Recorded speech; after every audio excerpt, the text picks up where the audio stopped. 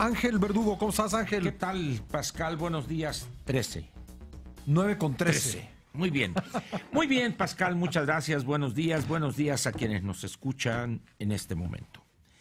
La verdad es que creo, Pascal, que a partir de ya, todos los días va a tener uno que hacer un ejercicio de priorización casi extremo. La verdad es que habrá muchos... Ahora, en eso consiste nuestro oficio. Así es, ¿verdad? Sin embargo, muchas veces la gente prefiere seleccionar lo urgente dejando de lado lo importante. La situación económica del país obligaría, al menos esa es mi forma de pensar, obligaría a que se privilegiara lo importante. Sin embargo, la coyuntura, lo electoral particularmente, hace pues que el ruido mediático o las expectativas de los electores o de los ciudadanos dominen. Y hoy estamos en una situación así. Entonces dejaremos la parte económica para mejor fecha y hay que decir varias cosas. Lo primero que me sorprende en esto, Pascal, es si es una intención perversa, o sea, premeditada, de dejar de lado en lo que estamos viendo al Congreso, a los legisladores, o se hace por ignorancia. Hoy, ante esta situación que se ha generado en este aparente diferendo entre el Tribunal Electoral del Poder Judicial de la Federación y el Instituto Nacional Electoral, en cuanto a eso de querer dar resultados a chaleco antes de las 11, 12 de la noche, cuando el mecanismo aprobado por el legislativo impide de manera práctica simplemente lograr eso. ¿Por qué razón? Yo no sé quién los aconsejó o si fue una ocurrencia propia, que los legisladores decidieron que había que tener una casilla única. Desde ahí empiezan los problemas. Luego, hay que realizar, antes de poner los resultados o conocerlos, terminar con el conteo de todas las elecciones en esa casilla única. Sí. Hay algunas que van a tener estados donde va a haber gobernadores, diputados locales, presidentes municipales, diputados federales, senador y presidente de la República. Solo hay 2 estados donde va a haber 3 elecciones, que son Baja California y Nayarit. En el resto va a haber de 4 a 6. De 4 a 6. Entonces, si no se tiene experiencia en eso, es evidente que eso va a generar más tiempo del que normalmente se utiliza para realizar los conteos. Pero hay otro elemento, Pascal, aquí. Te has de acordar que en el año 2012 hubo tácticas dilatorias, no voy a decir de qué partido o de los representantes de qué partido, no tiene caso. Lo que importa es cómo en un determinado momento, si yo sé que voy perdiendo, entonces para generar alguna imagen totalmente tergiversada en los espacios mediáticos o en Internet, instruyo a mis representantes en esos conteos a que utilicen subterfugios tales que impidan que se cierre el conteo, vamos a decir, o que se dé por finiquitado. Entonces, eso, a ver, otra vez, ¿y por qué esto? De tal manera que en esos hora y media, 2 o 3 horas, yo corro la especie en otros espacios donde voy ganando, mis encuestas me dicen que yo soy el triunfador, para que eso pasó en el Estado de México. Exactamente, para que 3, 4, 5 horas después que salga ya el resultado, hicieron trampa, manipularon. Es decir, producto de este afán de los legisladores de complicar todo, sin aceptar la responsabilidad en la que incurren, porque dejan el tiradero.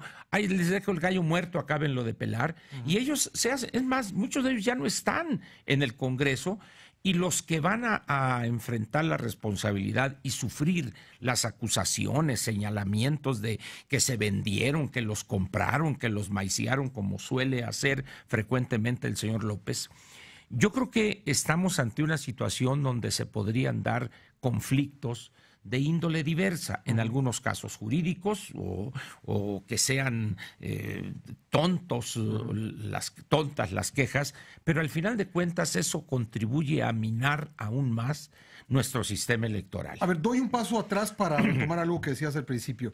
Las reglas las hicieron los partidos políticos, los legisladores. Así es.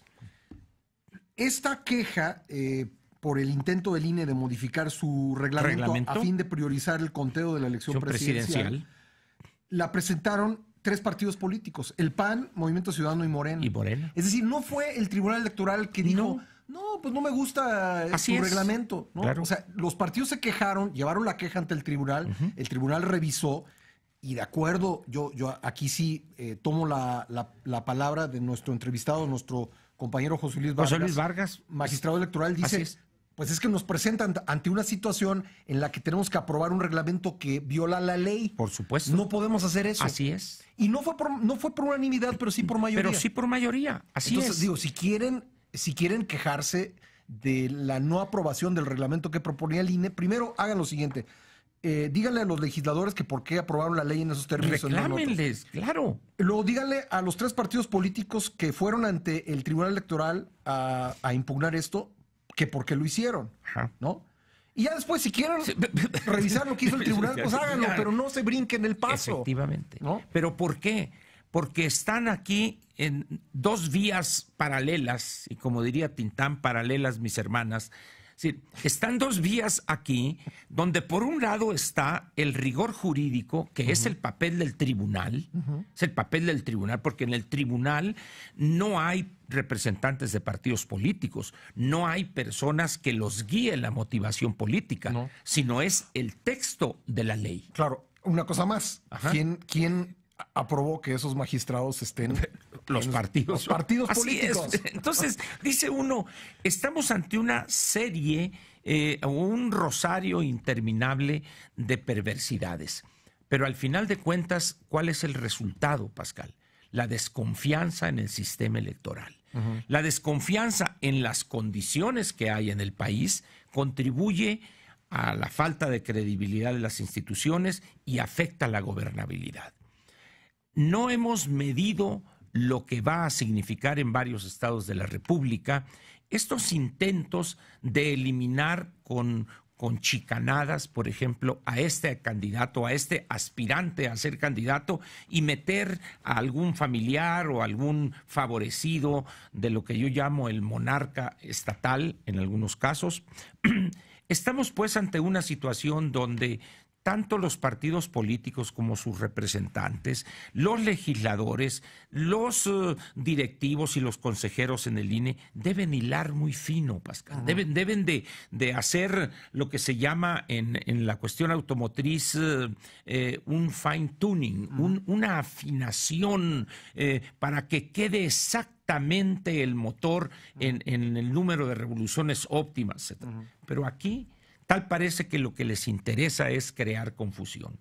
Además, Pascal, estamos, como decía yo el otro día, en temporada de sopilotes. Un librito de Paco Ignacio Taibo II que recomiendo sobre la decena trágica. Todo el mundo a la casa de Carroña, ¿no? Un incidente más, ahora esta cuestión de Anaya, que le sacan algo que ya fue aclarado. Al final de cuentas se volverá a aclarar, se determinarán las cosas. Pero si así nos vamos a ir en la campaña, cantidad de excremento contra cantidad de excremento, pues ¿qué va a hacer el otro? Entonces yo te saco esto, yo te saco el otro, y esto va a ser un lodazal, un herradero. Para justificar que Napoleón Gómez Urrutia esté en la lista de Morena, una de las argumentaciones que he escuchado con mayor frecuencia es, pero si está Romero de Champs. Claro, así es. Es decir, entonces tú tienes al tuyo, yo tengo al mío, ¿no? O sea, por cada roto un descosido. Así es. Y así nos la llevamos. Bueno. Y eso, los únicos responsables o los responsables primigenios son los partidos políticos y sus bancadas en el Congreso de la Unión, primeramente, y en el caso de reformas constitucionales en las legislaturas locales. Entonces, para resumir, si usted quiere, critique al Tribunal Electoral. Todos estamos... Pero antes de criticarlo, comience por el principio, no por el final. Exactamente, no por el final. Sí. Así es. Gracias, Ángel. Muchas gracias.